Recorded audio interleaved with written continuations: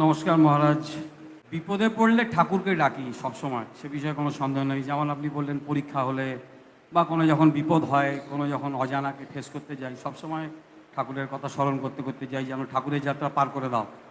কিন্তু সাধারণভাবে যখন আমরা সারাদিন কোনো কাজকর্ম যে নানান কাজে ব্যস্ত থাকি, সাধারণ যে এই যে ঠাকুর বলেছেন এক ধারে এক হাতে তুমি ঠাকুরের নাম করো, এক হাতে তুমি সংসার করো, কিন্তু এই বিস্মরণটা মোটামুটি সবসময়ই প্রায় হয়ে যায়। এটাকে ধরে রাখার রাস্তা কি? এখন যতক্ষণ সংসারের যে দায়িত্ব রয়েছে সেই দায়িত্বটা পালন করছেন আর মাঝে মাঝে ঠাকুরকে ডাকছেন।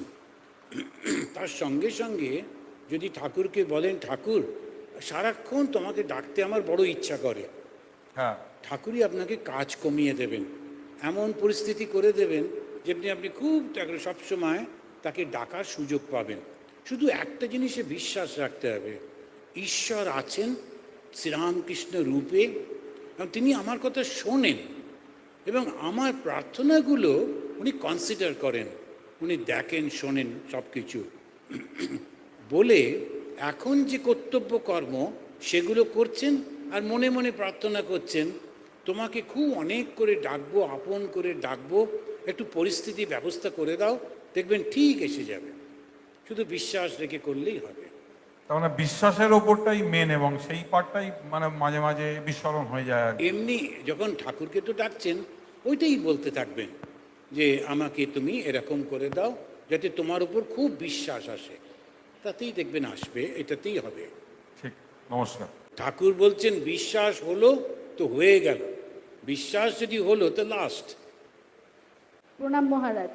একটা কৌতূহল হয়, সেটা আপনাকে জিজ্ঞাসা করছি। সেটা হচ্ছে, যখন আমরা ঠাকুরের কাছে বসি, স্বামীজি, মা এবং ঠাকুরের যে সবাই তাকিয়ে আছেন, কিন্তু স্বামীজির এই ধ্যানরত মূর্তি, অথচ গুরুদেব যে থাকেন তিনিও তাকিয়ে আছেন, স্বামীজির এই মূর্তিটাই কেন পুজো করা হয়? স্বামীজি তো তাকিয়ে থাকা ধ্যানরত মূর্তিও আরও আছে, নিশ্চয়ই এটার কোনো কারণ আছে। কেন স্বামীজির যে মন্দিরে আমরা যাই বেলুড় মঠে, সেখানে ওনার ওই ধ্যানরত মূর্তি, স্বামীজি তাকিয়ে নেই, এটা কি কোনো কারণ আছে? মূর্তিটাই কেন মানে আমাদের বাছা হয়েছে? এখন কি জানেন, এটা একটা ট্র্যাডিশন। এখন যখন ঠাকুরের আর স্বামীজি মায়ের মূর্তি, ওটা তাকানো মূর্তি ছবি এসে গেল, তখন পুজো হচ্ছে। এবারে যখন স্বামীজির ওই ধ্যান মূর্তিটা এলো, ওটাই পাশে বসিয়ে স্বামীজিরই গুরু ভাইরা তারা পুজো করলেন। এবারে ওইটাই ট্র্যাডিশন হয়ে গেল, চলে আসছে। যদি আপনার মনে হয় যে স্বামীজি দাঁড়িয়ে আছেন তাকানো মূর্তি, ওটা পুজো করব, অবশ্যই করতে পারে, তাতে কোনো অসুবিধা নেই। ঠিক আছে, নমস্কার।